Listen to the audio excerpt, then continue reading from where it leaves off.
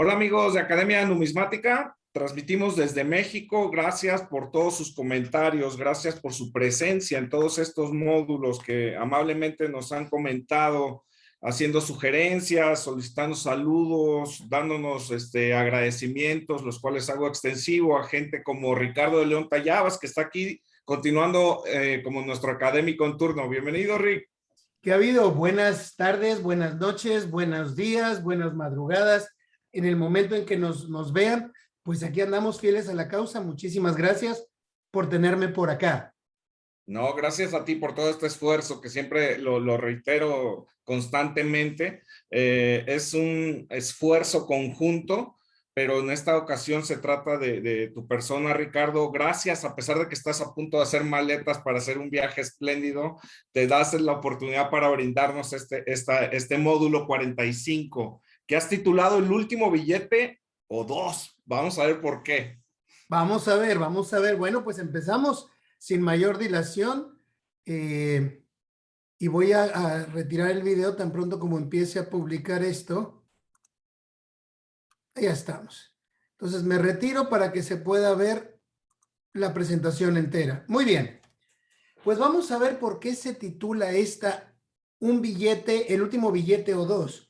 Estamos viendo, en la última vez que estuvimos con el módulo, vimos que estábamos en un caos tremendo y ya llegó Carranza, se hizo cargo del país y bueno, ahora ¿cómo le vamos a hacer para empezar a organizar las finanzas? Pues no hay manera de poder llevar a cabo y mover un país si esto no se mueve de una manera un poco lógica y ordenada. Y esto es un caos tremendo, un caos infernal. Muy bien, hemos ignorado completamente a Mérida, a Yucatán, en estas cuestiones de la revolución. Como hemos visto, ya son tres y ha triunfado Carranza. Se acabó la revolución en 1915. En el momento en que se acaba la revolución, pues ya no hay más revolución, pero el problema es que acuérdate que hemos platicado de que muchas cosas sucedieron simultáneamente y no es posible decirlas todas como fueron al mismo tiempo. Entonces nos vamos un poquito adelante y nos regresamos un poquito. Nos vamos un poquito adelante y nos regresamos un poquito. Eso es lo que sucede ahora con Mérida. Mérida fue una situación muy particular porque Mérida no hizo billetes oficiales en un momento dado, sino unos billetes de capital mixto. Yo creo que fue el primer capital mixto que dio la revolución, porque fue hecha a través de la Comisión Reguladora del Mercado de Nenequén que había organizado Madero, y de la cual hablamos cuando hablamos del año de 1911 y 12, y lo tomó el gobierno de una manera como para poder oficializar lo que sucedía ahí y enfrentar de una mejor manera a los comerciantes enequeneros, particularmente los consumidores que eran norteamericanos y británicos, y poder ajustar el precio de una manera justa. Aquí hemos visto que esta comisión reguladora regulaba el oro verde de Yucatán. ¿Nos andamos refiriendo a la marihuana, Carlos, o a cuál? No, está de moda por acá, pero no, nos referimos al Enequén. Perdóname que te lo diga, pero no es que esté de moda por acá. Ha estado de moda desde el siglo XVI que llegaron los europeos. En efecto, se refiere al enequén, no a la marihuana. Este era el oro verde de allá. Estuvimos platicando en un momento dado cuando hablábamos de los bancos del mercantil de Yucatán y del el Banco Yucateco, que este enequén se le llamó el oro verde porque de aquí sacaban las sogas o amarras donde se ponían los buques grandes en todo el mundo. Y esta misma viñeta iba a aparecer en los billetes revolucionarios que se iban a hacer. Aquí vemos, la primera de las emisiones ocurre en julio de 1914. Aquí vemos que es la serie A. Se hicieron en varias series, pues ya te imaginarás, con 1 millón de ejemplares. Y aquí vemos precisamente cómo se estaba haciendo el recorte de las hojas del enequén, que es de donde justamente sale esta fibra. Aquí vemos que justamente el presidente es Prisciliano Cortés, que es el gobernador de Yucatán. Entonces, para hacer este capital mixto, se juntaron el capital privado de los enequeneros, el capital privado propio, obviamente, y estaba gobernando este cuerpo de la comisión reguladora precisamente el gobernador, pero del estado. Entonces, esta representación doble es la que le dio el capital mixto o la representación mixta. Y quienes firman como presidentes estos billetes son los gobernadores. De esta forma, no hay pierde. Si tú quieres saber quién fue gobernador de Yucatán, péscate un billete y fíjate quién firmó y en la fecha en que firmó. Muy bien. Carranza envió a un caballero de apellido Ávila, Eleuterio Ávila, a Yucatán, y lo había designado él como gobernador desde el norte de México, desde Coahuila, donde el señor andaba ahí dando de cocolazos. Bueno, cuando llega este señor ya con la idea de Carranza de que iba a ser el gobernador, pues simplemente Yucatán entra al constitucionalismo de la noche a la mañana. Esta gente no se quiso meter con Carranza y de cualquier manera Carranza en ese momento había tomado ya la Ciudad de México. Entonces, quien toma la Ciudad de México se veía como el dueño o el representante oficial del gobierno. Se hizo una emisión por 5 millones en noviembre de 1914. Aquí vemos una emisión de $1. Estas piezas son muy difíciles de encontrar, particularmente las de $1 en estado sin circular, porque realmente se fueron más allá del llamado del deber. Aquí aparecen con algunos sellos que no estamos muy seguros todavía a qué corresponden. Y cuando estuve yo en Mérida la última vez, el Hospital O'Horan, que es el resguardo físico del archivo de Yucatán, del estado de Yucatán, estaban en desorganización porque estaban cambiándose de lugar o estaban haciendo inventario o alguna cosa de esas y no me permitieron tener acceso a mucho material. En fin, entonces estos sellos aparecen de vez en vez y no hacen ninguna diferencia en el precio.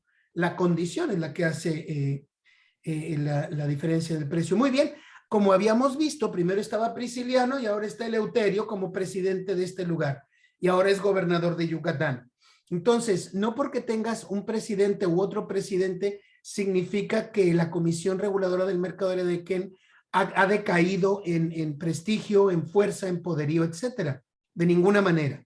El reverso es muy bonito, el de $1 o el de 5 pesos, el de pesos, son series muy bonitas. Estas series fueron impresas ahí mismo en Mérida, vamos a ver en dónde en un momento más. Aquí está el de 20 pesos, pusieron la iglesia de Uxmal, así se le llama este templo pequeñito.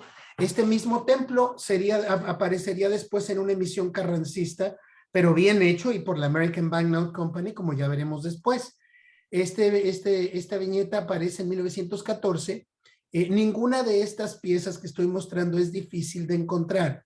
Las emisiones raras son las de 50 pesos de esta serie o las de 100 pesos. Son piezas extraordinariamente raras que yo he visto solamente una sola vez en vivo y a todo color y están pegadas en el archivo, en uno de los archivos precisamente del estado de Yucatán en el Hospital O'Horan.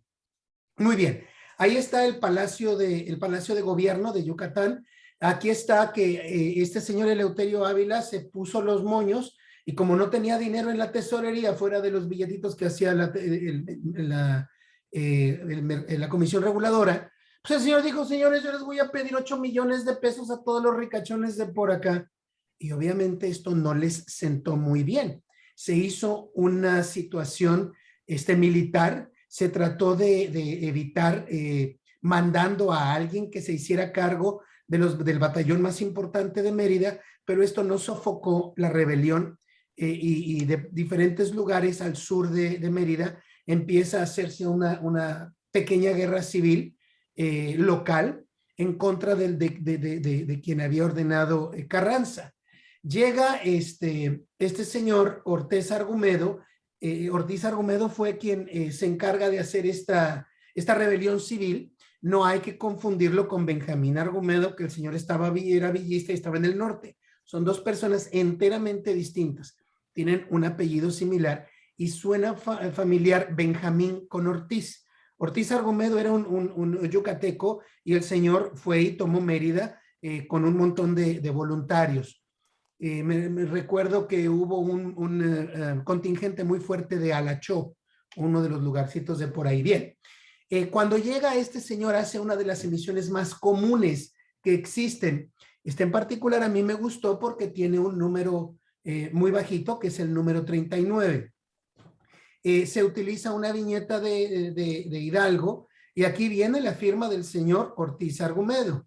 Este señor Abel Ortiz Argumedo, que ahora firma como presidente, pues es el gobernador del estado. Y ese señor, aquí vemos la casa de Montejo, que pues quienes hemos tenido oportunidad de visitar Mérida, es uno de los lugares icónicos para visitar. Bien, estas series y esta decisión obviamente no le sentó nada bien a Carranza, y Carranza empezó a acusar a los yucatecos de tratar de hacerse una entidad diferente y un país como centroamericano, que querían hacer una escisión del territorio nacional. Mentira vil. Lo que pasa es que el señor, como no tenía ninguna injerencia en Mérida, necesitaba desesperadamente un pretexto, cualquiera que se le ocurriera, para mandar uno de sus tentáculos de regreso a Mérida y que Mérida no se le escapara de las manos, porque si quedaba abierto en este momento, todavía estaba la convención. Entonces la convención podía seducir a Yucatán con todos los capitales y la comisión reguladora, y él es que manda al sonorense Salvador Alvarado para que tome Mérida, y el señor hace algunas escaramuzas y toma la ciudad de Mérida en marzo. Lo primero que hace esta comisión es resellar los billetes que se habían hecho a la salida del gobierno rapidito que hizo este señor Argumedo. Estos billetes resellados son escasos, pero de ninguna manera son raros. Muy bien. Con esto vamos a terminar 1915. Vámonos para Oaxaca. En Oaxaca ocurre una situación muy particular. Ellos sí se separan del pacto federal. Cuando empieza a hacer esta revolución, la primera de las revoluciones, Oaxaca, como el 99% del país, apoyó a Huerta. En realidad no es que lo apoyara, es que no les importaba quién estuviera en el país, en la capital del país, fuera de Coahuila, que inicia la segunda revolución. En este momento es que se hace una revolución por parte de uno de los caciques más importantes de la historia oaxaqueña, que es justamente ese señor Meixuero. Meixuero era un cacique, un hombre muy respetado, de muy pocas pulgas, y él se abalanza en contra de Oaxaca, hace que renuncie el gobernador que existía, Bolaños Cacho, y este señor, pues en el momento de hacer una renuncia para evitar una revolución o una guerra civil estatal en Oaxaca, cede la oportunidad de la primera magistratura estatal y se la cede a Canseco. Este señor Canseco se queda en la silla solamente para organizar pronto una elección nueva. Y es que no se queda mucho por una sencilla razón. Carranza vuelve a mandar un tentáculo y trató de hacer lo mismo que sucedió con Mérida, esperando que Oaxaca fuera tan dócil como Mérida y que simplemente diera alguna pequeña, algún desconcierto civil o militar que fuera fácilmente apaciguado, como sucedió en Mérida. En este caso manda a un general de apellido Jiménez Figueroa, y este señor simplemente se sienta en sus reales tomando con una piqueta de soldados el Palacio de Gobierno y se hace de inmediato y de facto gobernador. Apresa al gobernador Canseco y el señor se hace gobernador por sus calzones. Este señor Jiménez Figueroa, en el momento en que se declara gobernador provisional, hace la chispa de otro movimiento, y quien se encarga de ponerlo en su lugar es justamente Meixuero. Meixuero, en el momento en que todo esto sucede, le manda un mensaje a Carranza y le dice: oye, pues ¿qué está pasando en Oaxaca? Uno de tus subordinados llegó y se hizo gobernador. Y Carranza, como se dio cuenta que no había funcionado muy bien su estratagema, le dijo: no tengo idea de lo que estás hablando, yo no sé nada sé yo. En este asunto, Meixuero vuelve a tomar la ciudad de Oaxaca, se regresa, y en el momento en que toma la ciudad, vota a ese señor Figueroa y hace una microelección, y viene el gobernador más importante que tuvo en esta época Oaxaca, que fue José Inés Dávila. El señor iba a estar 2 años en el poder, pero bajo su legislatura, el señor iba a hacer una cuestión que no había ocurrido en nuestro país y no ha ocurrido desde entonces. Yo creo que desde Texas, desde que Texas se independiza de México, o Yucatán, porque Yucatán se independizó 2 veces de México también. Muy bien. Lo primero que hace es, necesito $1,000,000 para mover el Estado. Me voy a hacer una deuda interna, van a hacerse monedas, se va a hacer billetes, etcétera. Pero estas monedas y estos billetes no fueron hechos en favor de Carranza como todo el mundo. ¿A quién pusieron en los billetes, Carlos? A Juárez, ¿no? ¿No? Bueno, ahí a Donají.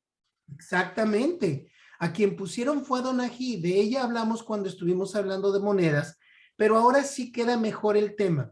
Donají es una princesa zapoteca que tiene una leyenda muy bonita, la cual hablamos. Ella estuvo en Monte Albán, aquí está la última vez que estuve yo en Oaxaca hace 1000 años, y Monte Albán pues es como la Masada mexicana.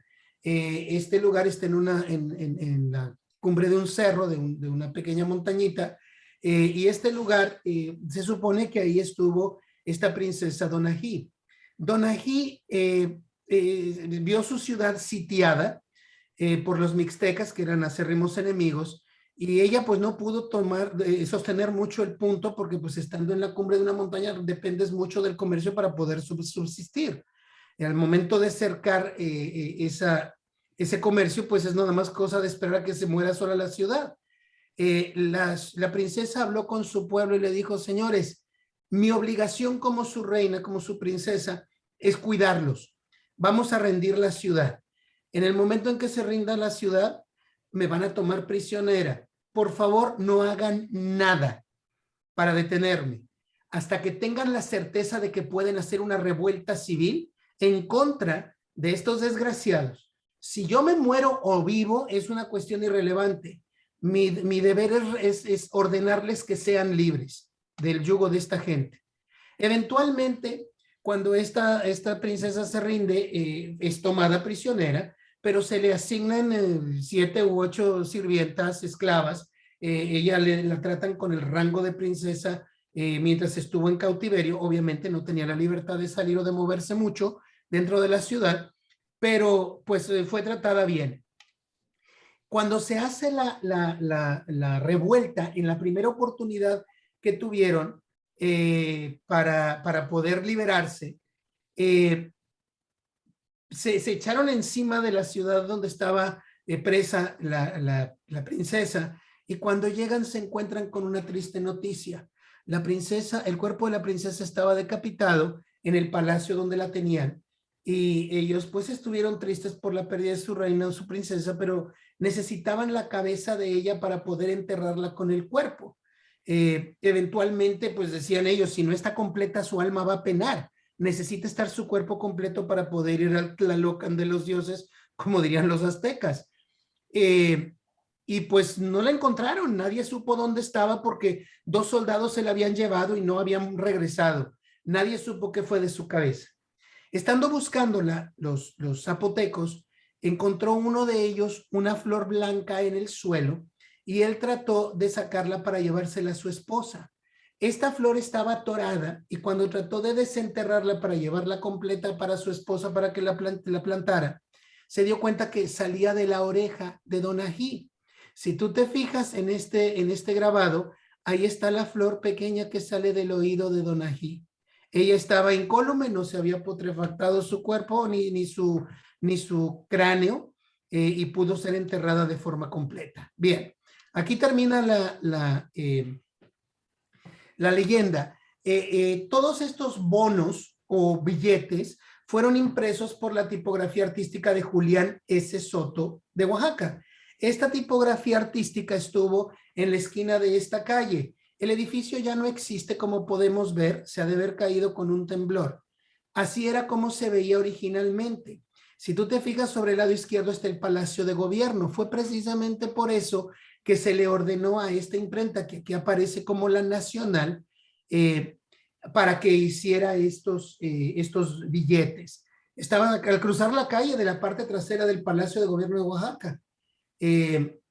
Este lugar es icónico para la gente que coleccionamos billetes. Ya no existe. Muy bien. Y aquí está, en algunos edificios viejos aparece Donají, incluso en cantera. Y fue exactamente lo que tomó Julián Soto para hacer estos billetes.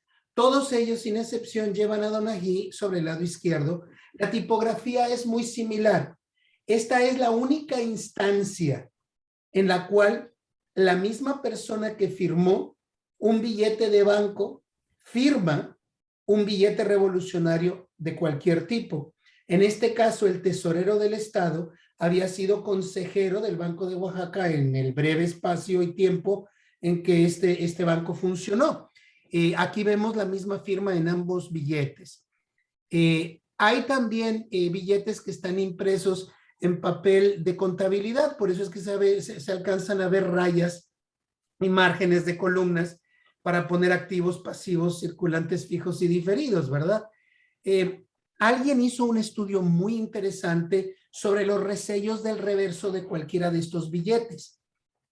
El reverso, el billete fue una medida de seguridad. Todos los billetes de una serie tenían el resello abajo, en medio, del otro lado, etc. Con las letras negras que hacen la serie, se junta la palabra B Juárez y P Díaz, por los dos máximos héroes de la historia oaxaqueña. Yo tengo la serie, pero por falta de tiempo no la pude incluir aquí. Pero es muy interesante, mira, ahí se ve la serie Z, puede ser por Juárez o por Díaz, o incluso la pusieron así arbitrariamente para que quedara para los dos, porque pues tiene la Z, ambos apellidos. Bien. Cosa curiosa, ¿qué ocurre con los billetes de 20 pesos? Son impresos en tela. En tela, pero hay una serie muy escasa que tiene ¿qué? Que son de papel. Señor, tienen papel de un lado y tela del otro. Y la serie rara es cuando son enteramente hechos en papel. Aquí vemos cómo se imprimió esto en tela y cómo aparece la impresión. No es una impresión tan perfecta como la de papel que se ve arriba. Pues es muy interesante porque lo raro hubiera sido suponer que los billetes en tela eran rarísimos y en realidad son los de papel los que son muy raros. Se hicieron billetes de 50 pesos, que fue la máxima denominación de esta época.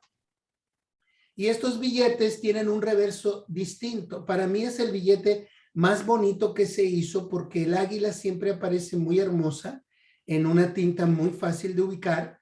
Y el reverso tiene un marco, un margen que lo rodea, típico Art Deco de la época. Es muy moderno, muy modernista para la época y eso me agrada mucho. Bien, de estos existen algunos, todos ellos llevan una firma manuscrita, no impresa. El resto de los billetes de las denominaciones la lleva impresa. A un lado del templo de San Agustín, todavía existe hoy, ahí se alcanza a leer Casa de Cuna. Se llevó una imprenta a la Casa de Cuna, no entiendo la razón de por qué justamente ahí, pero se llevó y se hicieron billetes de 50 pesos que en el margen inferior derecho dice Casa de Cuna. Muy bien. En junio de 1915 el señor dio una orden, el gobernador dio una orden muy parecida a la de Texas. Señores, somos el Estado Libre y Soberano de Oaxaca y nosotros como Estado Libre y Soberano asumimos justamente la soberanía y no estamos rompiendo con el pacto federal, simplemente lo ponemos en coma. Y lo vamos a poner en coma porque ustedes no saben cómo ser un país completo. Se andan peleando entre ustedes hasta que se han cansado y muerto. Nosotros no pensamos participar en su revolución, entonces nosotros somos un Estado libre y soberano a partir de este momento. Y eso fue exactamente lo que sucedió. A Carranza obviamente no le gustó mucho la idea, pero en este momento no tenía mucho que opinar. Se acabaron las agencias federales. No se iba a destruir los edificios, ni mucho menos, simplemente otros oficiales estatales las iban a tomar. Y le dijo el señor José Inés Dávila a Carranza, tú, Carranza, suspendiste la Constitución en diciembre de 1914 temporalmente para hacer lo que te dio la gana. ¿Qué te da a ti un poder distinto que el mío?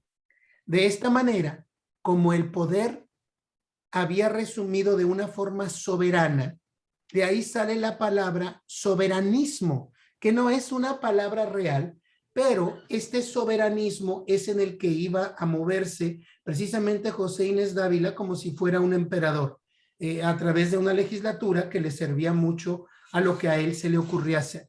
Que fueron cosas muy positivas. Si tú hablas con alguien de Oaxaca, verás que su lugar progresó mucho, fue un oasis de comercio y de bienestar. Y Carranza obviamente en un principio empezó a volver a decir lo mismo, es una secesión lo que ustedes quieren hacer, quieren separarse de México, nos vamos a pescar a como dé lugar. Carranza no lo pudo hacer sino hasta 1916. En 1916 por mar llegan a Puerto Ángel, desembarcan en Puerto Ángel y se van a San Pedro Pochutla. Y de Pochutla se reorganizan y empiezan a irse al norte para Oaxaca. Cuando supo José Inés Dávila que Carranza venía con un montón de gente en contra suya, se dio cuenta que era inútil poderlo detener. ¿Y qué crees que hizo? Carlos. Mándeme, hizo el único billete que dice 29 de febrero, ¿no? Bisiesto. Bueno, sí, pero el señor lo que hizo cuando supo que Carranza llegaba, ¿qué crees que hizo? Pues se fue. Salió corriendo de ahí. La última emisión es el día 29 de febrero de 1916. Es el único billete hecho en un día bisiesto que sepa yo que exista. Y lo hizo 2 días antes de irse. El señor se fue el primero, el 2 o el 3 de marzo, no me acuerdo. Pero tan pronto como estaban por llegar en un lado de Oaxaca, las fuerzas de Carranza se fue volado para Nochixtlán, este señor. Y en Nochixtlán cuando llega hace una emisión de la Tesorería General del Estado de Oaxaca y el señor seguía haciendo sus billetes en favor del soberanismo. ¿Qué encuentras de raro en este billete? No tiene firmas. No tiene firmas. ¿Qué más? Serie A, 1, un peso, pues no tiene folio. No tiene ni folio ni firmas. De esta serie existen muchos sobrantes, perdón, o billetes que no fueron emitidos. Este billete en particular no es raro de ninguna manera, pero sí alcanza un poco de mayor precio porque carece de firmas. Este es un billete que sí fue emitido. Ahí se ve cómo debía llevar la numeración. Y las firmas vienen una impresa y una manuscrita, pero eventualmente se pusieron las dos firmas manuscritas. El billete sin firmas vale más que el billete que tiene una firma impresa y una manuscrita, pero ese billete vale más que el que tiene las dos firmas impresas. Las dos firmas impresas es lo regular para esta serie. El reverso dejó de tener a Juárez. ¿Por qué crees que dejó de tener a Juárez, Carlos? No sé. Porque no tenían el diseño, se les Oaxaca, salieron tan rápido que llegaron a Nochixtlán y lo que tenían y lo que pudieron rescatar, tenían la tipografía porque se llevaron la placa donde decía la Tesorería General del Estado de Oaxaca, etcétera, pero pues no tenían más o menos los mismos números de 1 y de 5 pesos, pero hicieron una cosa muy híbrida y muy improvisada de la mejor forma que pudieron. Muy bien. Cuando llegan los carrancistas a Oaxaca también hacen sus emisiones, pero estas son muy difíciles de ubicar. Son cartoncitos, usualmente vienen en muy mala condición. Este viene justamente en muy buen estado. Y este billete, aunque no lo creas, estaba pegado de una manera muy cuidadosa a un cartón. Cuando yo lo compré me fue vendido, y cuando yo los compré, estos cartoncitos todos juntos, estaban pegados en un cartón con un montón de anotaciones a lápiz y en tinta, y me dijeron cuando lo vendieron que eran de un señor que pues realmente no conocía yo. ¿Quién crees que era ese señor? No, no tengo idea. Carlos Gaitán. Oh, Yo los despegué de ahí, rompí el papel del señor porque a mí no me importaba quién era, y ahí los tienes los billetes sin las anotaciones de Carlos Gaitán. ¿Te imaginas lo que hubiera valido hoy por hoy esa página si yo lo hubiera dejado intacta? Imagina. Pues nada más a mí se me ocurre lo que es no saber. Muy bien, de este gobierno preconstitucional del Estado, si te fijas, las iniciales GPO, por Gobierno Preconstitucional de Oaxaca, son las que aparecen en la tinta de fondo sobre el lado superior izquierdo. Hay gente que no tiene mucha idea a qué se refieren las siglas. Y ahí está. Estos cartoncitos están validados con un sello. ¿Qué sello aparece ahí, Carlos? híjole, alcanzo a ver. No, no lo alcanzo a ver muy bien. Pista. Tiene resplandor. ¿Qué crees que sea? Pues se ve un sol, pero es Pista. Monte Albán o algo así. Pista. ¿Con qué confundieron? ¿Con qué confundió la gente Ah, un gorro frigio. un gorro frigio? Mira, ahí se alcanza medio a ver. Es un gorro frigio en tinta salmón. Ahí está. Ah, ok, sí es cierto. Está inclinado hacia la derecha, ya le alcancé. Exactamente. Está Sí. girado hacia la derecha. Ciertamente. Muy bien. De aquí existen dos series. Mira cómo está la forma de la tinta, el color de la tinta, la forma de la primera impresión de hojas, y mira cómo están las esquinas. Aquí vas a ver cómo se hace otra serie. Es esta de acá. Aquí vemos la que habíamos visto anteriormente. El resello cambia. ¿Con qué crees que hicieron el resello de abajo? ¿Qué es el resello de abajo? No, es una moneda pequeña de 5 centavos. Exactamente. La hicieron con una moneda de 5 centavos, pero te voy a decir de qué manera. Ni siquiera se tomaron la molestia, mi querido amigo, de hacerlo en un sello de goma para que saliera bien. Lo que hicieron fue simplemente soldar una moneda de 5 centavos, o acomodarla de algún lado, porque aquí se alcanzan a ver una, dos, tres, cuatro cosas para fijarla. A lo mejor la fijaron de una manera mecánica, ni siquiera la soldaron, y cuando la pones tú, pues queda en espejo. Entonces se alcanza a leer República Mexicana en espejo, y ahí está cómo se ve el resello. Es una cuestión muy, muy singular la manera como arreglaron esta nueva serie. ¿Cuál salió primero y cuál salió después? ¿Quién sabe y quién sabe? Lo que sí es que las dos son muy difíciles de ubicar, particularmente en buen estado. Muy bien, ahí vemos cómo se están haciendo dos series alternadas, las carrancistas en la ciudad de Oaxaca y las soberanistas en Nochixtlán. Pero seguían detrás de ellos los carrancistas, iban detrás de José Inés Dávila. Y él sale corriendo y se va para Tlaxiaco. En Tlaxiaco, el señor hace la última emisión soberanista. Ahí está. Esa es la última emisión soberanista. Ahí se alcanzan a ver con firmas en la numeración muy corta. Si se ven las dos firmas, en la numeración ya más mayor, carece de una de las dos firmas, me parece que la del contador. Y esto sucede porque fueron cartoncitos que no fueron emitidos. Estos cartoncitos debieron haberlos encontrado en alguna bodega de alguna manera y por mucha cantidad, porque precisamente lo que sucede aquí es que pues se encuentran siempre en muy buen estado de conservación. Muy bien. Ya tenemos pescado a Yucatán y tenemos pescado a Oaxaca. Carranza estaba en Veracruz. El señor se sentó en sus reales y el señor dijo, señores, en lugar de irme a la Ciudad de México y ser recibido como el héroe que soy, me voy a ir a Querétaro. ¿Por qué crees que se fue a Querétaro? Porque ahí tenía el apoyo y tenía el proyecto de la nueva constitución, ¿no? Exacto, el señor quería organizarles y decirles, señores, se mueven porque yo no quiero otra fecha distinta que la del 5 de febrero. Ustedes pueden hacer lo que les dé su bendita y real gana, pero el 5 de febrero tienen que jurar esta constitución para honrar la fecha de la constitución de 1857. Y ellos dijeron, señor presidente, pero tenemos muy poco tiempo, háganle como puedan. El día 5 están ustedes jurando esta nueva constitución.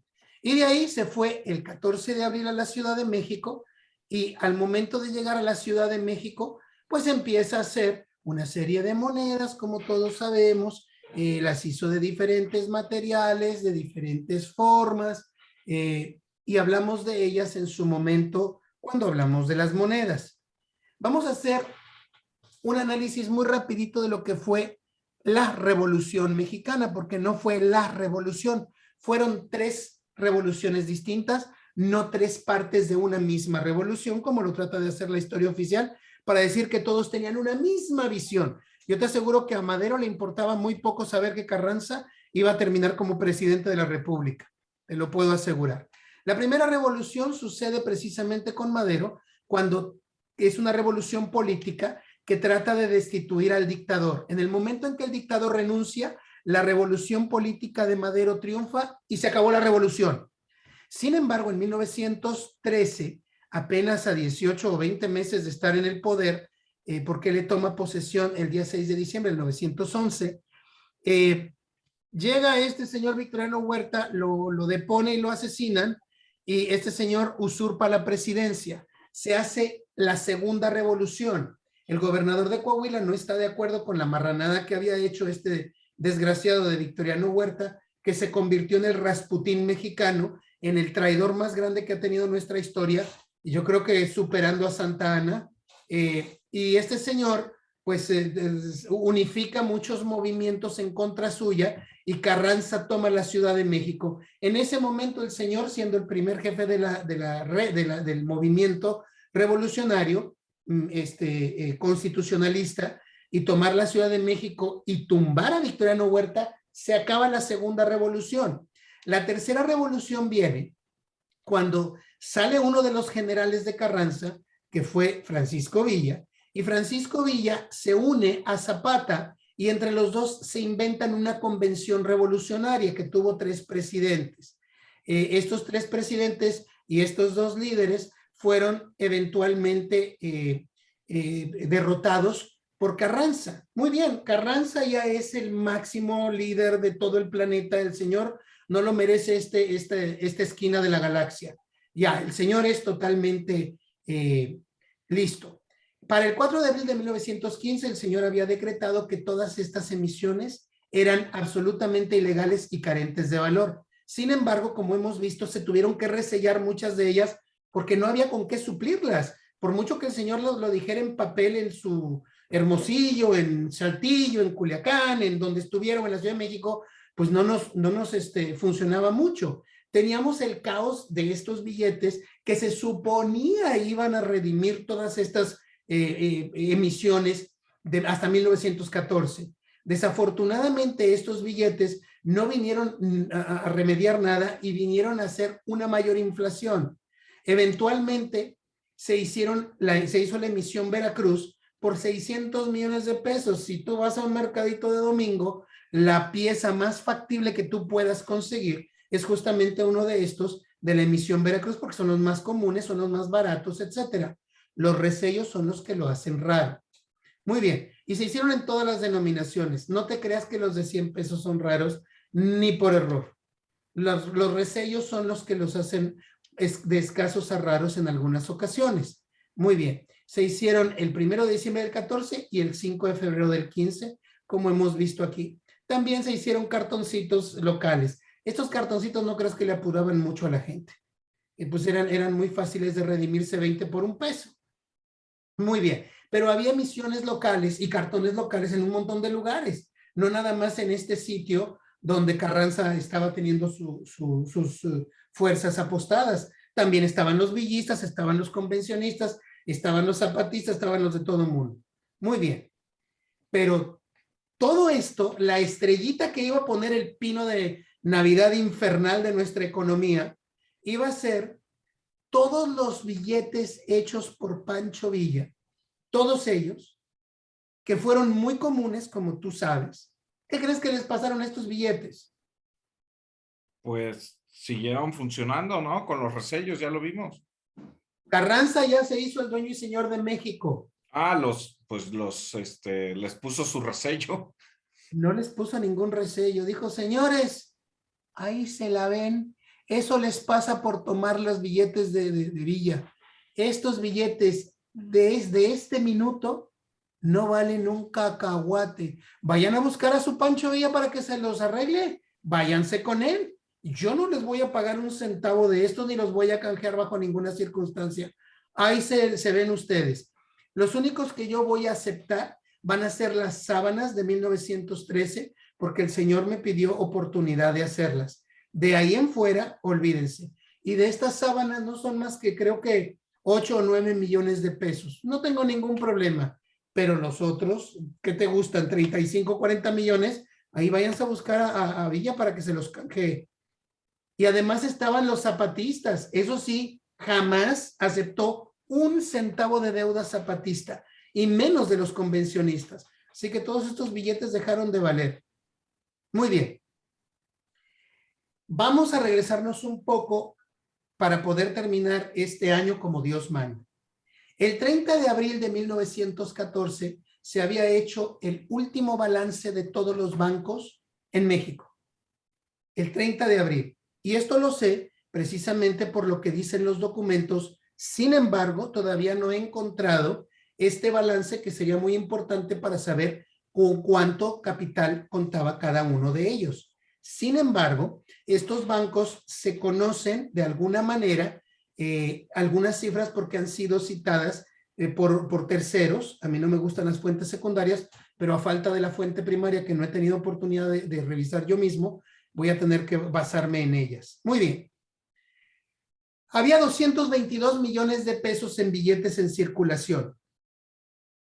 Había 80 millones de pesos en reservas. Era un 36% de lo que estaba en circulación.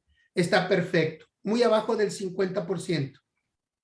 El 22 de agosto de 1915, Carranza les dijo a todos los bancos, señores, ustedes están muy bien, pero a Carranza no se le olvidó lo que hicieron con él. Tan pronto tuvieron oportunidad, todo el sistema bancario mexicano apoyó a Huerta. Le hicieron dinero y se lo prestaron a él para que funcionara como el presidente y dictador usurpador de la República. Y Carranza no se olvidó que cada vez que él llegaba a una ciudad, todos los bancos ya estaban cerrados y sin ningún capital porque habían sacado sus reservas metálicas. Muy bien. Ahora Carranza se iba en contra de los bancos y dijo, señores, ciertamente de acuerdo al balance general, ustedes tienen el 36% y esto es muy abajo del 50% que se requiere. Pero eso no es todo con lo que se cuenta. También tenemos que contar sus hipotecas, sus deudas con otras personas, etcétera. Y como son 150 millones de pesos lo que ustedes deben a otros deudores, pues ¿qué creen? Se van pero muy encima del 50%. ¿Qué crees que ordenó Carranza, mi querido amigo? ¿Qué ordenó? ¿Qué harías tú si quieres quebrar a un negocio? ¿Lo saturo o qué? Lo auditas, compadre. Lo auditas. Le haces una auditoría, porque si tú lo auditas, particularmente después de haber hecho marranada y media en la revolución, pues ¿quién te estaba checando? ¿Quién te veía? Pues y luego apoyabas al contrario. Mi hijito de mi vida, se fue banco por banco, cerró a todos los bancos y se hizo una inquisición financiera.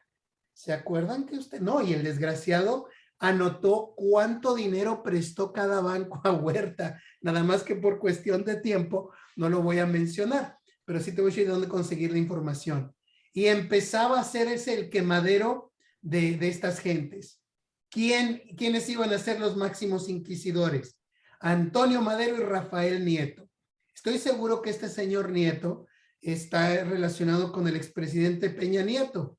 Obviamente, este señor Nieto del que estamos hablando tenía mucho cerebro y el señor tenía mucho conocimiento y lógica.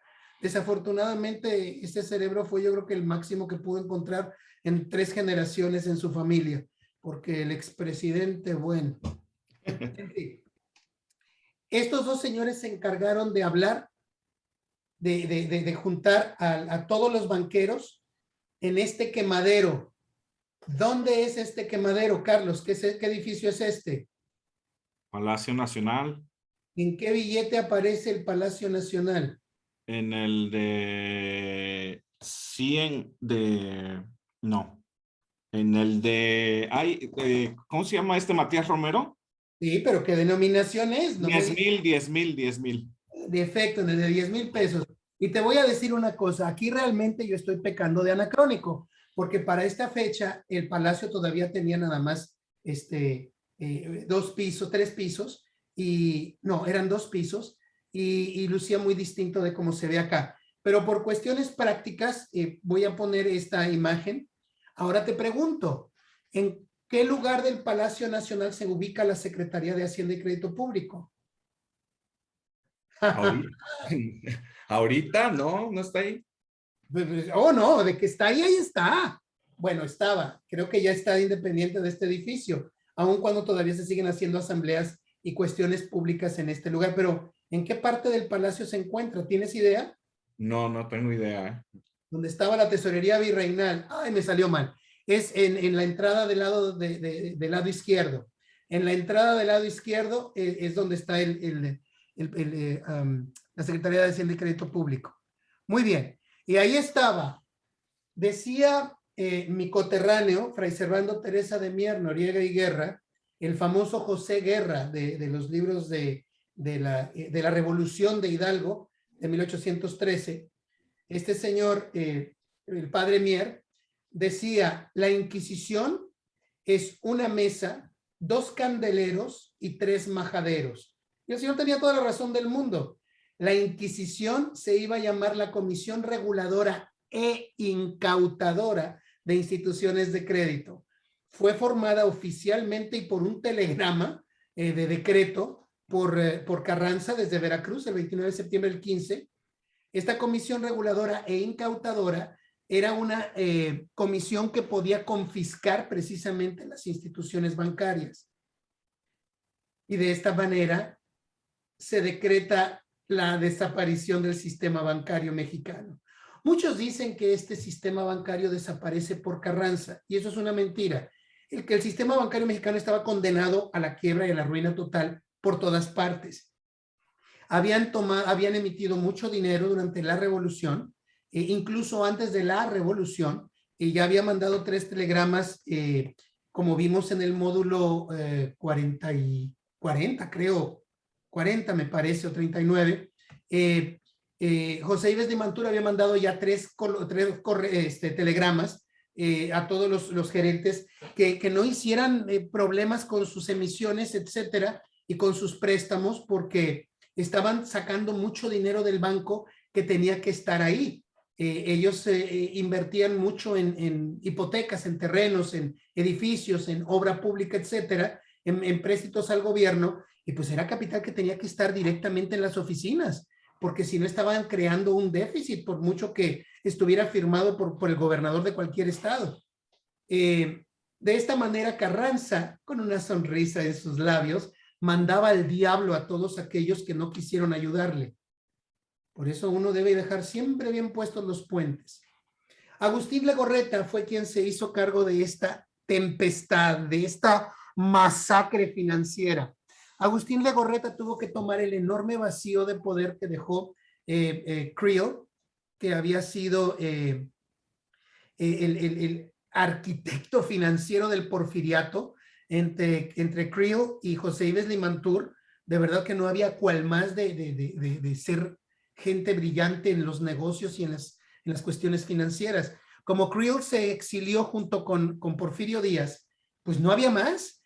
Todos estuvieron de acuerdo en que Agustín Legorreta iba a ser el presidente de los bancos, todos se reunieron en el edificio, en la sucursal matriz del Banco Nacional de México, y ahí pues empezaron a tratar de hacer alguna estrategia de qué hacer. Y pues el 20 de octubre de 1915 se le ordenó a los dos bancos más grandes, que eran el Nacional de México y el de Londres y México, para que se fueran derechito y sin escalas con sus libros de balance y contabilidad a la Secretaría de Hacienda y Crédito Público en el Palacio Nacional. Y esto fue lo que sucedió. El 9 de noviembre, se vio que tenía 74 millones en circulación el Banco Nacional de México y podía emitir hasta 102 millones. Tenían buenos 20 y tantos millones de pesos de margen. Con el Banco Nacional de México no nos metemos. Ya pasaste. Se fueron con el que sigue. El Banco de Londres y México, el mismo día, 2 tandas por un boleto. ¡Vámonos! Aquí está el problema. Ellos emitieron 42.640.000 pesos y tenían de oportunidad 42.717.000 pesos. ¿Cuál crees que fue el margen, Carlos? Pues menos de 100,000, mira, tienen que 76,000. sí. 76,000 pesos. ¿Tienes idea de lo que son 76,000 pesos contra los millones? Fue un pelo de rana calva. Y sin embargo, este no fue el que menos margen tuvo, aunque no lo creas. Se salvaron los dos. El 12 de noviembre empezaron con el Banco de Guerrero. No, pues no. Y luego se fue el Banco de Hidalgo. Ay. Apenitas, vamos a ver si la pasa o no.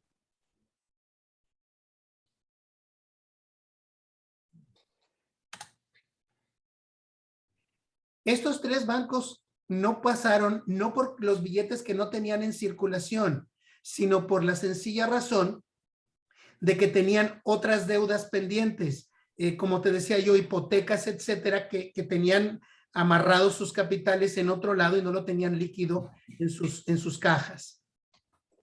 Muy bien. El día 1 de diciembre, 2 días después, 3 días después, no, 2, ahí estaban.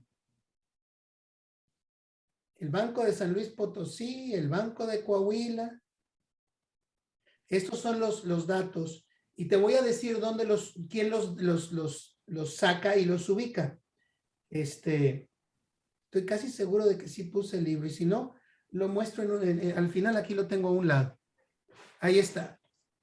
El Banco de Zacatecas por apenas 6,435 pesos, Carlos, es que pudo estar en circulación. Se salvó. Pero esto fue una cuestión impresionante. El Banco Minero de Chihuahua lo primero que dijo, oigan, pues no tengo mis papeles aquí, lo tengo en Estados Unidos, me dieron muy poco tiempo, mira, dame un poco más de tiempo y yo los traigo, dame un poquito de tiempo. ¿Tú crees que Carranza le dio tiempo al Banco Minero? No, para nada. Ni por coincidencia. Vámonos. Y no solamente eso, en esa fecha les ordenó a Manero y a Nieto que se apuraran con esto de los bancos, porque estaba tomando mucho tiempo. Mandó un telegrama, muy interesante, Carranza a Nieto y a Manero, donde decía, no se les ocurra tomar mis propias emisiones de fraude como si fueran metálico en plata. No me hagan el mismo fraude que yo les estoy haciendo a todos en contra mía, porque así no funciona. Ese telegrama lo recibió Nieto el 11 de diciembre del 15. Y ese señor Nieto de veras tenía gallas, porque mira lo que le respondió.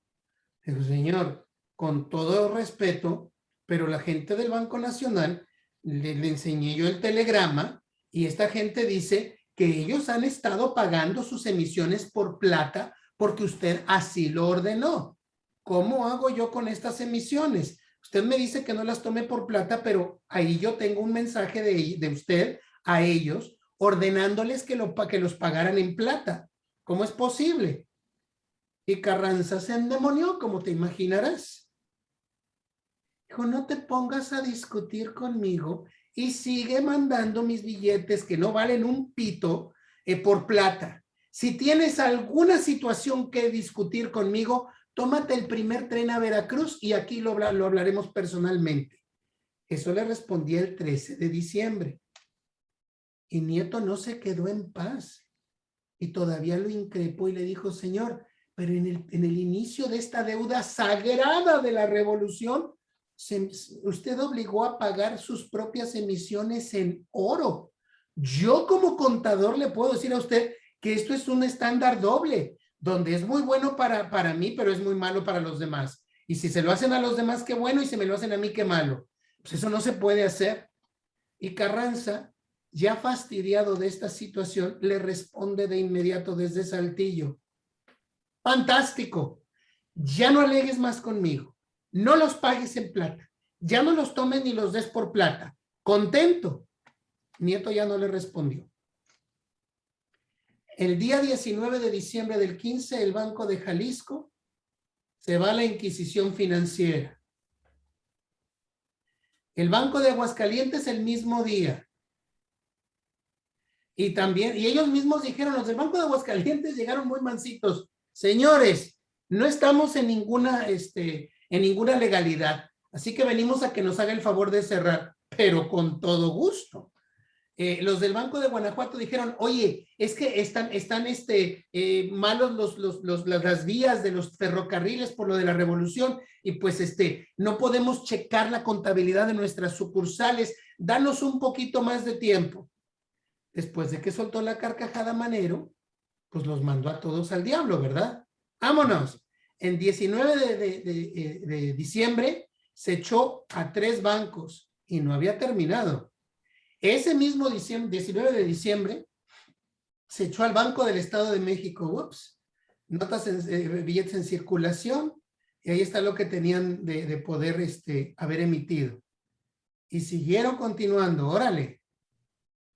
Los del Banco de Morelos, no, es que tengo un recuento parcial, las vías no están buenas tampoco por acá, dame un momento. Los de Durango, ya mero tengo todos los datos, dame un par de semanas más. A todos se los mandó al diablo. El Banco del Estado de México sí pasó porque tenía un margen de 20,000 pesos o una cosa así. Y se fueron todavía ese 19 de diciembre contra el Banco de Tamaulipas. Y ahí está. El problema es que nuevamente otras deudas fue el que lo hundieron tremendamente. Aquí está el Banco Occidental de México. Ese sí, no tenía manera de salvarse. El Banco de Nuevo León, ay, mira qué sonso. Puse un billete del Banco Mercantil de Monterrey en lugar de un banco del Banco de Nuevo León. Ay, Ricardo de León. Bueno, eso me pasa por hacer las cosas a la carrera. Muy bien, el Banco de Nuevo León sí pasó. Y nos vamos con el de Veracruz. ¿Tú crees que pasó o que no pasó?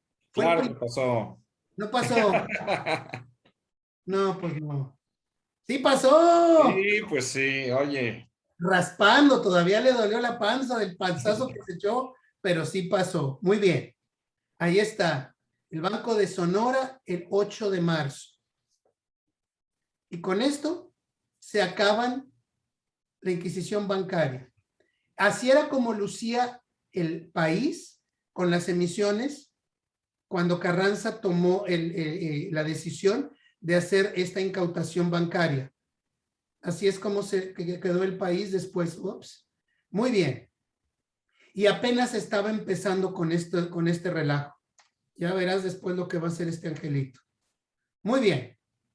De Querétaro, el señor se va a la Ciudad de México, como dijimos, el 14 de abril. Y cuando llega el 14 de abril, el señor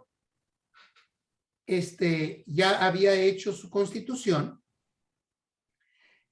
Cuando él llega ya, pues no existe nada del sistema bancario. hace sus billetes, sus monedas, pero ya México era otro. México era un México completamente distinto del que él había dejado cuando abandonó la capital del país en 1914. Empezó a hacer monedas para tratar de dar un poco de confianza a la gente que tenía billetes en la Ciudad de México. Pero pues fue muy poquito y muy tarde, como se dice en inglés. Él entonces hace una nueva emisión. A estos billetes de arriba les llamó, ¿te acuerdas cómo les llamaron? Los indomables. Así los conocemos los coleccionistas, porque las letras rojas dicen exactamente esa palabra.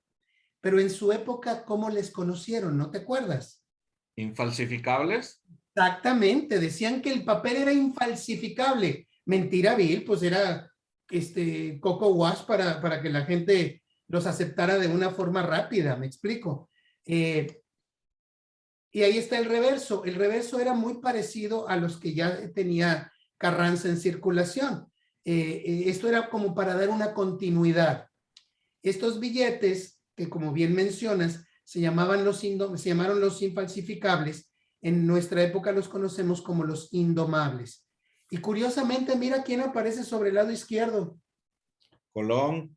Colón, a ver si no salen acá los pobres descerebrados a decir que hay que quitarlo también de los billetes de 1916. Es una gente que tiene una pobreza, una pobre identidad cultural, que cualquiera le dice, córtate una pierna y con eso vas a correr y andar mejor por la vida. Pues, ¿cómo te vas a cortar una de las dos raíces que tienes? Somos mestizos por una sencilla razón, porque somos la mitad de sangre europea y la mitad de sangre indiana.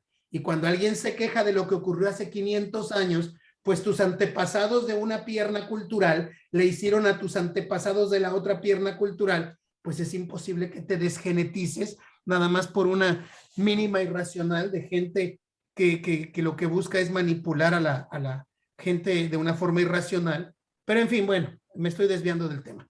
Aquí están los indomables, como tú decías. Las letras en rojo son las que forman la palabra indomables.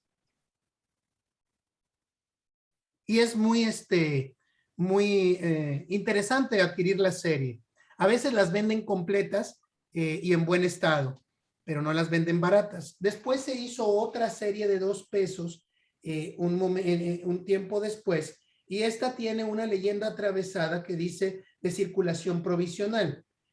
Me gusta mucho cómo se aprecia la viñeta central de este billete de 2 pesos, porque pues se ve cómo estaba una escena del emperador Moctezuma quizás, o Cuauhtémoc, o quien te dé la gana, con sus consejeros. Y por el reverso, ¿quién aparece, Carlos? ¿Quién es esta mujer? ¿Quién es esta muchacha? La Malinche. La Malinche. Ahí aparece la Malinche detrás de frente del calendario azteca. Sí, señor. Y ahí están los billetes, y estos billetes en teoría fueron pagados en oro en 1916. Carranza sacó el último resquicio de oro que pudo y acuñó muy pocas monedas de 10 pesos para circularlas exclusivamente en la Ciudad de México. Creo que fueron 27,000 piezas las que pudo acuñar, una cosa así, una cosa muy pequeña.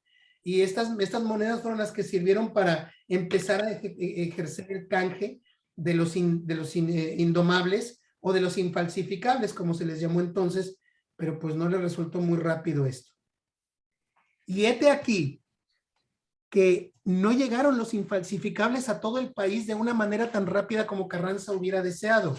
Desde la época de Porfirio Díaz se había creado una comisión monetaria que había hecho una columna vertebral de disposición de dinero en el país. Desafortunadamente esta comisión monetaria desapareció durante la revolución, pero la iban a resucitar pronto, como ya veremos. Como no llegaban estos benditos infalsificables, algunos comercios locales, perdón, empezaron a hacer emisiones locales, pagaderos en billetes infalsificables. Estos fueron tolerados por Carranza, de ninguna manera aprobados por él, pero como estaban avalados en billetes infalsificables, pues no dijeron nada. Ahí vemos de Zamora, Michoacán, aquí vemos de Juchitlán. ¿Dónde está Juchitlán, Carlos? Híjole, Juchitán es Oaxaca, Juchitlán, no sé dónde esté. Puebla, Puebla. Puebla. Te digo que los pueblanos y yo como que más o menos, más o menos. Más o menos. El billete de arriba es muy escaso, particularmente en buena condición. El de abajo es muy común para conseguirlo y siempre sale en buena condición. Ups. Ahí dice en papel infalsificable. Este billete para mí es muy importante. ¿Por qué es muy importante, Carlos? Es de Sonora, ¿no? ¿Ya viste de dónde? Álamos. De Álamos. Este Híjole. billete estuvo en circulación cuando la doña María Félix tenía 2 años de edad, pero tiene otra particularidad también. Híjole. ¿Qué ¡Ay, número? el número 2! El número 2. Este es el número más pequeño que yo tengo en mi colección. El número más pequeño. Muy bien. Y aquí vemos, este de acá es de Mazatlán, Sinaloa, también pagadero en billetes infalsificables. Aquí me agrada porque ponen la cantidad de billetes que se hicieron. 100,000 pesos se requirieron y 100,000 pesos se van a pagar en billetes infalsificables. De estos se conocen en billetes de 1 y de 2 pesos. ¿Cuál crees que es el más difícil de encontrar, Carlos? Ay, eso, el de 2 porque me costó muchísimo más que el de 1. Ah, y te digo una cosa, te felicito porque tú lo tienes. Yo no lo tengo todavía. Te felicito. El de 1 peso es el más fácil, entrecomillado, de conseguir. Son billetes que son estos sí es una serie muy complicada, como diría nuestro amigo Alejandro Martínez Bustos, a quien le mandamos un abrazo. Muy complicada la serie. Y aquí vemos otro de Michoacán, también pagadero en billetes infalsificables. Se hicieron, como te digo, en diferentes lugares. Me tocó hacerme de una serie que todavía no me llega, completa, también pagadero en infalsificables. La American Banknote Company de Nueva York recibe la orden de que haga estos billetes en abril, mayo y agosto de ese año. Todo el mundo los pone en los catálogos como de 1915, porque por el reverso dice de acuerdo al decreto de el 21 de julio del 915, creo. Y no es así. Estos billetes son parte de los indomables. Se hicieron los de 1 y de 2 pesos en la Ciudad de México porque no alcanzaron, se necesitaban de inmediato, y para abril ya estaba llegando la primera remesa de los billetes de 5 pesos. Este en particular tiene un resello. Cuando tú lo ves anotado en el Mexican Paper Money, es porque solamente se conocen los que tengo yo. Nadie más los conoce, y los encontré en un mercadito de domingo acá en Houston. Me costaron creo que $2 cada uno. No hay más, nunca he visto uno fuera de los que yo tengo. Dice Dirección de la Deuda Pública y Crédito Público de 1933. Es mi opinión que fue una deuda interna, no dice de dónde, y es cosa de estar buscando, pues, en qué estado se pudieron haber hecho esta deuda interna. Ya tendré oportunidad. Ahí dice Oficina de la Deuda Pública, Dirección de Crédito, agosto de 1933, Oficina de Deuda Pública. Es decir, una deuda interna. Aquí vemos el de 10 pesos y el de 20 pesos. Tengo los tres con este mismo sello. De 50 pesos ya no tiene, ya nunca lo he visto con este mismo resello. Aquí está, esta viñeta la íbamos a ocupar después. ¿Te acuerdas en dónde aparece esta viñeta? Híjole, en el de... ¿Qué viñeta es esa? ¿Qué edificio es ese? Pista, es un palacio de gobierno. ¿De dónde? De Querétaro. En efecto, Palacio de Gobierno de Querétaro. Esa misma viñeta la utilizamos en otra denominación, ¿te acuerdas? No me acuerdo en De cuál. 1937 a 1970, por casi 40. Ay, atrás en el de 20 de corregidora de la Josefa. Exactamente. Yo Sí, ya sabía me que te ibas a acordé. acordar. Me encanta meterte en aprietos. Ya nomás te Ya, quedan dos módulos de esto, Carlos. Te quedan dos módulos. bueno, Ya, ya ya, Cedrián te los, va a tratar muy bien. los voy a disfrutar. Sí. Aquí volvemos a ver ahora el mismo templete de la iglesia, como le llaman, de Uxmal. ¿Te acuerdas que lo habían utilizado? Lo acabamos de ver en las emisiones de Mérida. Sí, de Yucatán. Sí. Ahora lo vemos como parte, viñeta central de estos billetes indomables o infalsificables. Y este billete de 100 pesos tiene la historia más triste del mundo. Cuando aparecieron los indomables, se cotizaban a 4 centavos de dólar, a 4 centavos de dólar por peso.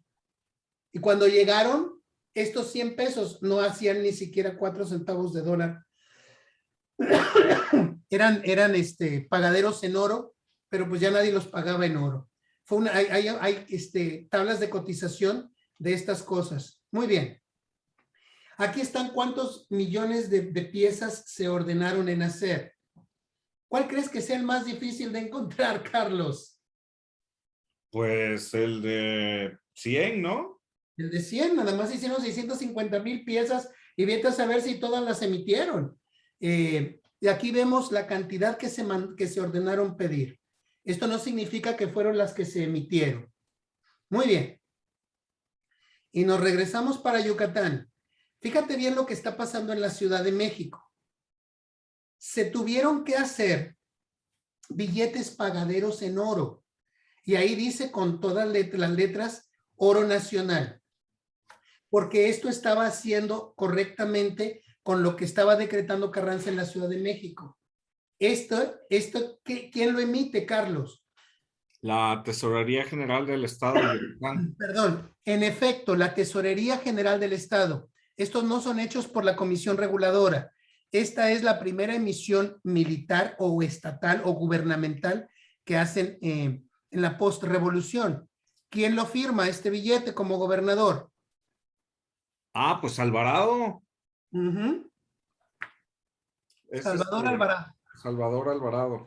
Muy bien, esta serie es muy bonita. El más común es el de 2 pesos. Lo hay de 1, de 2, de 5.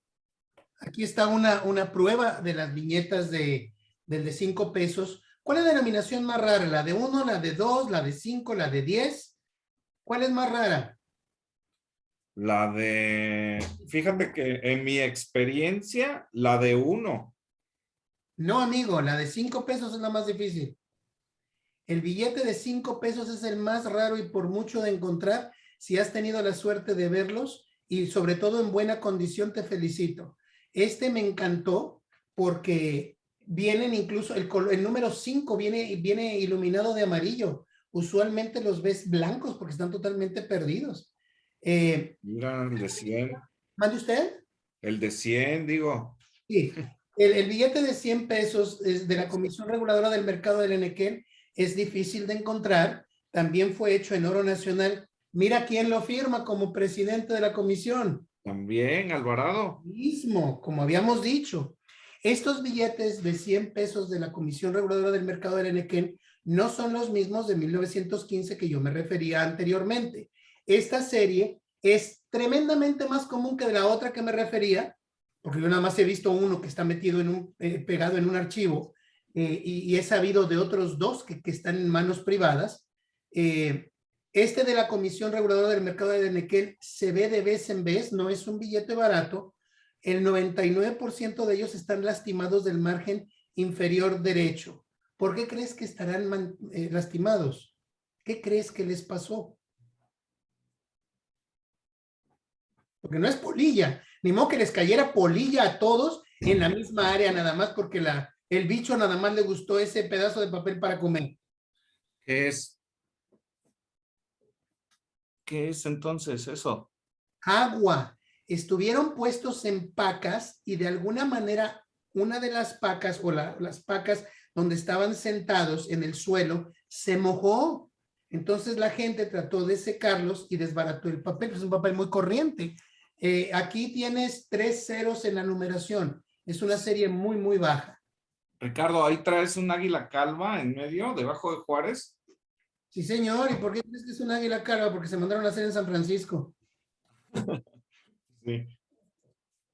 Muy bien. Ahí está la firma de Salvador Alvarado, como habíamos mencionado. Ahí está el edificio de la Comisión Reguladora, como aparecía en el año en que estos billetes eran emitidos. Aquí vemos este billete. ¿Qué le encuentras de raro a este billete? ¿Qué tiene de raro que los otros no tenían? Los resellos. Un resello. El verde no me importa, pero ya te dije que estos resellos aparecen sin ton ni son y deben significar algo, pero no sé exactamente qué. Pero el resello grande, el resello redondo, ese resello es el más importante que tú vas a ver. Cuando tú encuentras este resello por el frente, algo sin lugar a dudas encontrarás por el revés. ¿Qué vas a encontrar? Una leyenda. Ah, ok. Es la que vimos hace un momento, la que tiene con letras rojas. No, esa de letras rojas era resellado para que siguiera circulando de acuerdo al decreto lo que te dé la gana. Este es de 1916. Este resello se aplicó en 1916 y este resello se aplicó precisamente por lo que dice este billete de 100 pesos y lo que decía la serie hecha por el estado de Yucatán. ¿Qué decía la serie? ¿Era pagadero en qué? ¿En oro nacional? En oro nacional, amigo. Estos billetes son muy difíciles de encontrar y los más comunes son los de 50 centavos. No, compadre, encontrarte uno de 1 peso o de 5 pesos, pues es imposible. Y los de 20 pesos, nada más Dios, Juno Moneta y algún coleccionista que tiene una colección entera desde 1916, lo tienen. Yo nada más he visto el de 1 peso y el de 50 centavos y el de 1 peso me lo ganaron por cosa de 20 minutos. 20 minutos, si no te lo estaría yo aquí presumiendo. Son billetes muy raros. Muy bien. Vámonos a Guanajuato. En Guanajuato aparece este billete. ¿Qué crees que tiene este billete de resello? ¿Que tiene de qué, perdón? ¿Qué tiene de raro este billete? Pues la fecha del resello, ¿no? Del Del 17. 17. No existe este billete catalogado con un resello de 1917. Este billete fue regalado. Y este billete fue regalado por el señor Gustavo Flores el día 1 de enero de 1917. ¿Por qué crees que se puso a regalar dinero, Carlos? Pues que era político o su comercio o qué. No, ninguna de las anteriores. Bueno, el señor era político, era abogado. Fue lo que estuvo metido en la política de su época. Nadie regala dinero por muy político que sea. Carranza decretó que todos los billetes, a partir del día 1 de enero de 1917, iban a dejar de valer. Todos los billetes. Por eso es que el día 1 de enero se puso a regalar lo que ya no valía. Solamente los iban a aceptar, perdón, con gran descuento en pago de impuestos y nada más. Así acabó el papel moneda de México. En el 1 de enero de 1917. Sin embargo, había necesidad de pagarlos, porque había mucha gente que estaba demandando algo de esos dineros. ¿Cómo pagarlos? Aquí vamos a hablar de la sagrada deuda de la revolución y de estos dos hermosos bancos y de sus monedas de oro. Pero de ello hablaremos en el último módulo en el que me van a tener, que va a ser la próxima semana. Con esto termino esta pequeña charla. Y pues aquí estamos, fieles a la causa. Pues aquí estamos. Gracias, Ricardo. Muy interesante este módulo. Sí me agarraste en curva en varias. Y yo aquí con mi acordeón, a la par de estarte viendo con los billetes, yo buscaba las imágenes aquí en el periodo. Como lo habíamos dicho, está seccionado con pre-revolución, revolución y post-revolución. Entonces yo andaba a las prisas ahí checando los billetes que nos ponía Ricardo en pantalla. Vimos ahí de manera muy pormenorizada, iniciamos con Yucatán y concluimos con Yucatán. Mira, el caso curioso. Pero vimos un estado muy importante que tiene esa peculiaridad de que tiene un tinte de soberanía, y nos referimos a Oaxaca, un estado bellísimo, y nos dio Ricardo ahí unos pormenores de los billetes. En algunos de ellos nos precisó la imprenta donde fueron desarrollados, hablando de Julián, ¿no? De la litografía ahí que aparece. Pero luego nos dijo casa de cuna. Yo aquí es donde voy a meter mi cuchara, porque ahí viendo el templo de Santo Domingo un poquito, viéndolo de frente hacia la izquierda, hay una biblioteca donde ustedes pueden encontrar esto. Las imprentas donde Ricardo nos estuvo mencionando, que es la casa de cuna, ahí donde dice casa de cuna, ustedes pueden accesar y ahí tienen las máquinas. Entonces es algo que alguien que como yo, que se mete en todos lados ahí tratando de investigar algo que tenga que ver con la numismática, pues les puede dar como referencia, ¿no? Están esas imprentas donde se hicieron esos billetes de 50 pesos. Entonces, como tip también, ¿no? Adicional a lo que dijo Ricardo. Luego vimos la serie de Los Indomables y no se confundan porque la serie, ustedes lo ubican como el folio o las letras de serie. A, B, C, etcétera. Pero Ricardo nos dio un tip adicional. Fíjense en las letras rojas. Las letras rojas que están a la par de la letra de serie que viene en tinta negra, van a ver las letras rojas y esas letras, por sus siglas, hacen esa peculiaridad. Indomable en esa serie de billetes. Es cuestiones que nos gustan a nosotros los coleccionistas, ¿no? Vimos también otra cuestión, porque me viene a mente el Banco de Tabasco que trae a la Malinche. Entonces, nuestros compañeros de la Sociedad Numismática de Tabasco, les envío un fuerte abrazo. Nos mencionaban que era el único billete donde viene Doña Marina. Pero no, Ricardo aquí nos dio los pormenores de que en los infalsificables, en el de 2 pesos, al reverso, ahí está precisamente Doña Marina. Y pues vimos también, ya para concluir, cuestiones que tienen que ver con la moneda de 1916, el periodo carrancista. Y qué bueno que Ricardo lo va a desarrollar en el siguiente módulo, esta particularidad. Hay un dicho muy coloquial aquí en México que habla sobre el águila carrancista o el águila de Carranza, pero ya lo vamos a desarrollar en el siguiente, no me quiero adelantar. Gracias, Ricardo. Muy amable. Antes de despedirme, para quien le interese, perdón, los datos de los bancos, de las actas, de cómo se fueron cerrando estos bancos, etcétera, aquí está. Es la Revolución Mexicana, no, ¿qué dice? La reforma bancaria en la Revolución Constitucionalista. Y es de Manero, precisamente. Este libro lo han editado 53 veces. Es uno de los libros más baratos que te puedas encontrar, pero tiene una mina de oro de pura información. Yo tengo como 3 distintos porque no me acordaba que lo había comprado, porque la pasta se ve distinta. Lo han impreso, se ha impreso muchas veces por diferentes impresoras.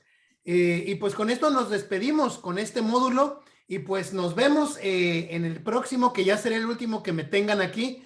Y ya le vas a dar gracias a Dios, mi querido amigo, porque la próxima semana nadie jamás te vuelve a meter en problemas y yo regrese, ¿verdad? Cómo no, Ricardo, y ningún problema, yo encantado, porque así créeme que es con base en estas preguntas y comentarios adicionales que como va uno en el intelecto se le va metiendo, ¿no? Entonces, yo agradecido contigo, como siempre, y antes de despedirnos en este penúltimo módulo que corresponde a Ricardo, me preguntan, porque me dicen, es que viene el Mexican Paper Money en inglés, ¿nos puedes mencionar algo recomendable en español? Pues miren, si es así como que más o menos de ese tinte, está de Banjico, de Banco de México, el billete mexicano, donde viene pues también relacionado, no de manera tan específica, pero sí es muy pues, o sea, de muy buena orientación. Muy recomendable el billete mexicano de Banco de México. Ya no nos entrenemos más, nos vemos en el próximo módulo, Ricardo, de nueva cuenta, en tu penúltimo, y ya en el último te vamos a hacer un pastel aquí para que nos despidamos propiamente. Gracias, un abrazo. Seguro, hasta luego. Chao, chao. Hasta pronto.